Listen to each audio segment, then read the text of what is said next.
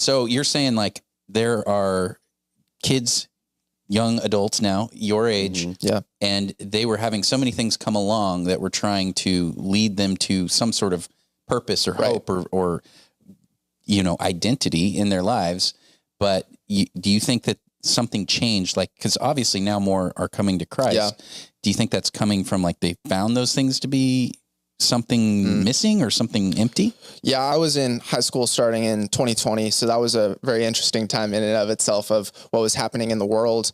But I feel like in my culture in Oregon, the cool thing to do and the thing that sounded like it had the most validity to it was go and find what your truth is, go find what makes you happy, find your identity, whether that be in being trans or gay or whatever it is. Maybe it's a sport or your favorite hobby, whatever it is, find what you want to put your identity in. Yeah. And that's what makes you you. Lock it down. And now, especially with the current events of Charlie Kirk and whatever, but as well just this fire being stoked in Gen Z, I feel like, especially over the last year or two, where people are finding those are endless holes. Those are, you're going to hit a dead end and you're not going to get what you're looking for.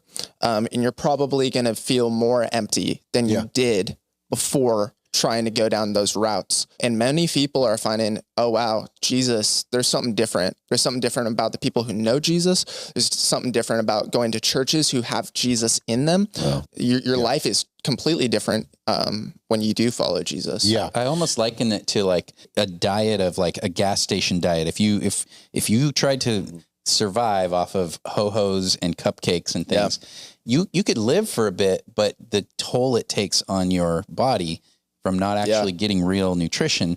So it's like, it's sweet. It's good. This must be it. This must be my identity. Drinking Mountain Dew instead of water nonstop. Yeah. It tastes good, but it's going to suck and it's going to hurt you. And that's definitely sin. Sin seems good. It's enticing. It's good for a season, but right? You're going to feel the wrath of it eventually. Feels good going down. Yeah. And then you're like, oh man, I feel kind of sick.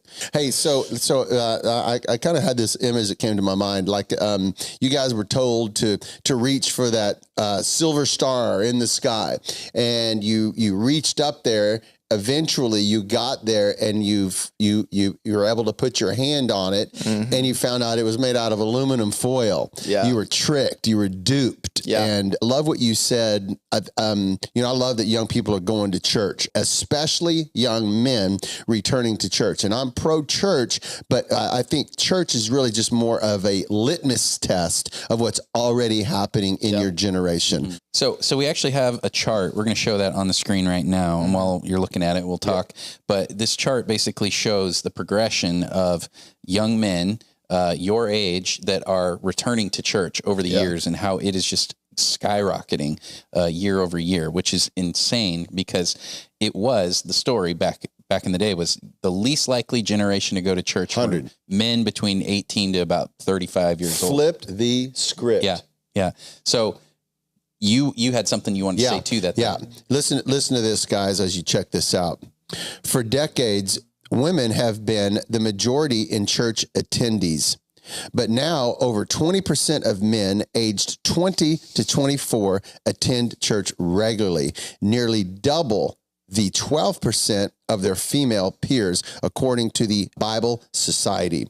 These numbers reveal a growing spiritual curiosity and a desire, especially among young men, for real Christ-centered connection, both online and in person, signaling what many are calling a quiet revival. Yeah, I feel like that's changed even in like the last 5 years of just so many more young men coming to Christ, wanting to go to church because the world's telling them they're a piece of crap because they're white men. White men. But Jesus sees us how he truly sees us.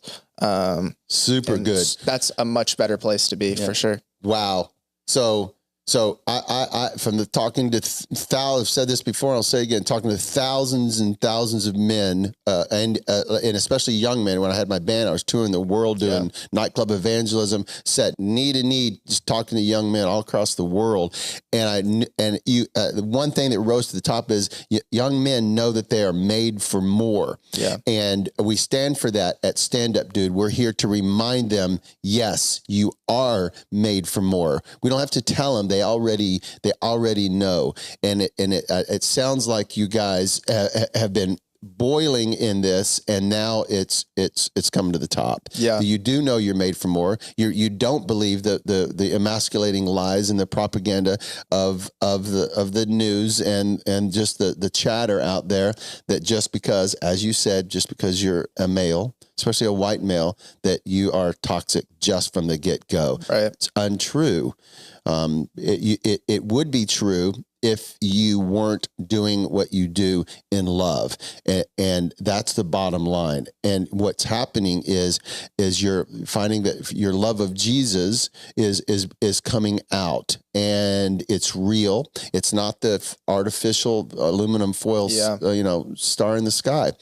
And you've held on to it. It's kind of like, to me, in my opinion, you guys tried out the stuff, you tried out the sports, you tried out the this and the that, and it brought some fulfillment, but ultimately those left you empty. And because you knew you were created for more, you wanted to make sure you found that more. And man, praise God, you guys are finding it in Jesus. Yeah. And I feel like even with that made for more statement, we're not only made to do more as men in general, but we're made to do more for the kingdom, and we can use our gifts for the kingdom. I mean, for me, electric guitar is the main thing I do. It's my biggest passion in my career. And 2 summers ago, I found a touring opportunity to play with a Christian organization, Christ in Youth, playing middle school camps. And that truly changed my life, of seeing thousands of kids every night, like singing for Jesus, and just being in a front row seat to see their hearts even changed my heart. I loved Jesus at that point, and I loved doing that. But that was a whole new level where I'm like, wow, this is so much bigger than anything I could ever do. And this matters so much more. It's such a privilege probably to feel like I get to play a part in this. Wow. It was really cool. Yeah. Even throughout the week, you see kids go from, we'll sing the fun songs, but that's about it. But then eventually you really get to the heart, and middle schoolers singing My Battle Belongs to You really hits different for sure. Dude. You know, the crazy thing is, what I love about your generation is it's okay as a junior high student to be able to say, I have battles. Yeah. Back in the day, you didn't say that as a junior high kid, just letting you know that didn't happen. You did your private struggles. You couldn't express that you were in a battle. Yeah. And you guys are like, screw that. I'm in a battle here, and I will admit it. And I am looking for, a cure, a guide through that battle, and a general, a chief, and man, buddy, you guys have turned to the right one. Yeah, and just seeing the momentum of other people. I mean, you see someone else whose life is changed by Christ, and then all their friends are like, something's different about this. I don't know what it is, but he seems like he's doing a lot better than I'm doing, and I need to figure out what that is.